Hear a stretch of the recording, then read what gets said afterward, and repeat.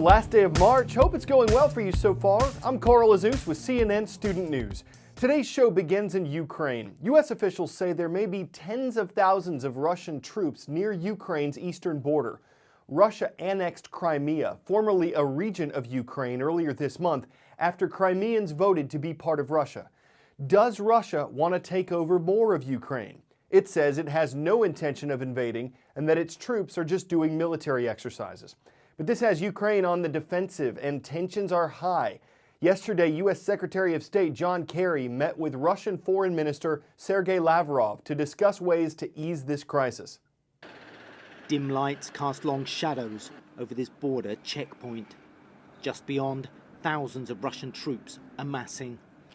The U.S. fears its old Cold War foe may be ready to roll into this corner of northeast Ukraine. It may simply be an effort to intimidate Ukraine, or it may be that they've got additional plans. A short drive into Ukraine, Vladimir Fedoruk is marshalling a self-defense militia made up of civilian volunteers. They know Western powers have no stomach for war. They're digging trenches aware they may be the last line of defense if Russian tanks invade. If we don't learn the lessons of Crimea, then we will be a nation of idiots. The Russian hordes are coming. We are in the middle of a geopolitical struggle. Most of the men here say they have had some military training. They've picked up second-hand uniforms from surplus stores. But they're short on real weapons. We're preparing for a guerrilla-style partisan war and will divide into five-man squads. Our government is too passive, and we can only hope for the support of ordinary Ukrainians. It's clear they are winning that support when you see passers-by donating supplies. Our troops need some help, so I have a decision to bring food for our troops. Up the highway, a detachment of Ukrainian troops. They say they're on high alert. A T-80 tank and personnel carriers point at a nearby bridge. The order, defend it or blow it up. In Ukraine's Crimea region, the army did not put up a fight. Not clear if things here would be any different. Intelligence experts still don't really know if the Russians are coming. Moscow insists they're just doing drills. Among the Ukrainian soldiers here, there's very much a sense of disbelief. They say that during Soviet times and afterwards, they trained alongside the Russians. They still very much see them as brothers in arms. But now, they're facing them down the barrel of a gun. Next up, wasn't a major earthquake by Southern California standards, but people still felt it, and it caused some damage when it hit on Friday night. It was a tremor of magnitude 5.1. These bring only minor damage in areas that are used to earthquakes, where buildings are built to withstand them. But there have been more than 100 aftershocks that struck over the weekend, so it makes sense why some folks are on edge. The earthquake's epicenter, the spot on the Earth's surface right above the quake's starting point, was in Orange County, part of the greater Los Angeles area. Emergency officials say one person was slightly injured.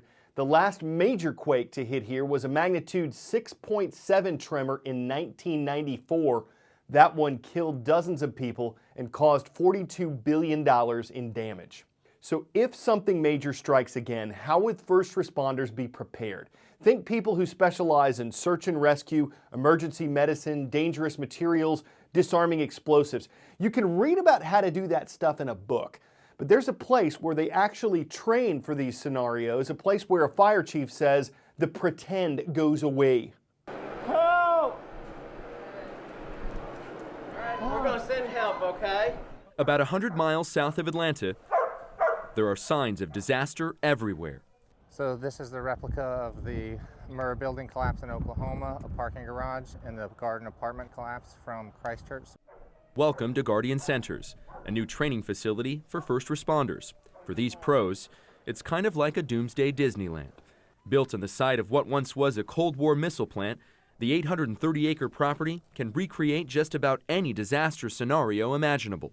To come here and to be able to do this, and then, like you said, as soon as you come in here, the pretend goes away. Here, yeah, the pretend. There's no pretend about this. No, and at night they have fire that fires up. They have sparks, so you have really a disaster environment. You have a building that's collapsed. All right, guys, let's huddle up. First responders are fully immersed in simulations tailored to the center's clients, among them FEMA, the U.S. Marines, and elite urban search and rescue teams from across the country. Unknown on the status of any people inside. We have zero contact with them. The diverse disaster scenes is really what makes this place state-of-the-art. This is a real subway car that they brought from Washington, D.C., and this scene here is meant to simulate an attack on a subway system. And there was a big explosion. They haven't noticed any smoke or flames. No one has been able to communicate with anybody inside. When you had that idea all those years ago, and you look at this, what do you think? I guess the best way to sum it up is that it meets and exceeds everything that I could dream of. There's no public money in this initiative. And this is all privately funded. It is. It's one of those right things to do that we're trying to make a business out of. Open for just 18 months, the center has changed the game for disaster response training. Real props are used, like that car submerged in water, and actors positioned on top of these houses to help recreate the drama of a natural disaster. When my eyes first saw this, it was a wow factor. A disaster journeyman for the last 2 decades, FEMA spokesman Luis Fernandez says the facility's realism makes it a difficult test for anyone. Our men and women have been around the proverbial block for many years, but this facility, these type of environments that we're finding here, really puts us to work. Work, Fernandez says, that will make his team better prepared for the next disaster. Nick Valencia, CNN, Perry, Georgia. Hay balers. That's not hay balers. It's one word for one sweet mascot in Hollister, California. The hay balers of San Benito High School are first up on today's roll call. From there, we're going to ramble on over to Indiana because it's at Attica High School that we found the Ramblers. Good to see you in Attica, Indiana. And in Tyrone, Georgia, not very far from Atlanta, we've got some Patriots on our roll. Hello to everyone at Sandy Creek High School. Engineers at NASA are designing a new spacesuit. The ones astronauts wear now are 22 years old. They want the public to vote on its favorite design. NASA says one prototype would recall the world's oceans. Another is supposed to reflect advancements in technology, and a third option is intended to look like what people could be wearing in the years ahead. Of course, it doesn't look like something you'd see at the mall, but the first job of the Z2 spacesuit is to protect people in space.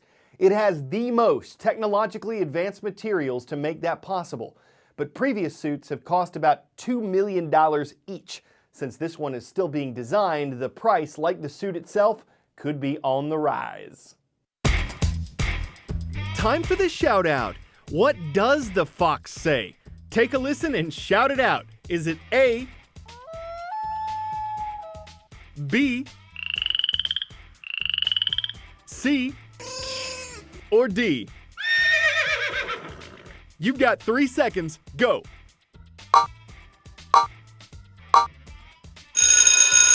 It's not by or. If you said C, you know what the fox say.